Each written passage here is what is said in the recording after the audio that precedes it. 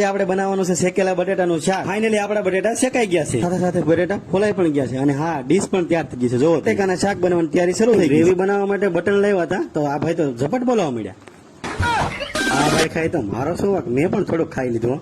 વાડીએ રહેવું હોય તો આની ખાસ જરૂર પડે, ટેસ્ટ માટે આની પણ ખાસ જરૂર પડે. ફાઇનલી બટેકાનો વારો આવી ગયો છે તો બટેકાને આપણે તેલમાં સડવા માટે મૂકી દઈએ.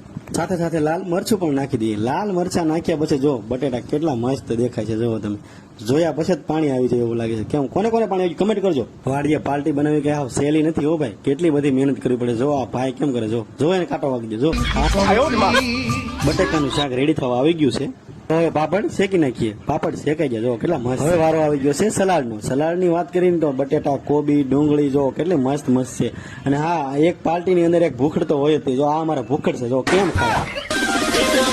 ક્રિકેટ મેચ ચાલુ હોય અને પાર્ટી બનતી હોય તો કેટલી મજા આવતી છે દોસ્તો. ફાઇનલી આપણું શાક રેડી થઈ ગયું છે તો ફાઇનલી ઉતારી લીધું છે. અને હા, ખાસ તો કેવું લાગ્યું કમેન્ટ કરજો. શેકેલા મરચા બતાવવાનું તો ભૂલાઈ ગયું.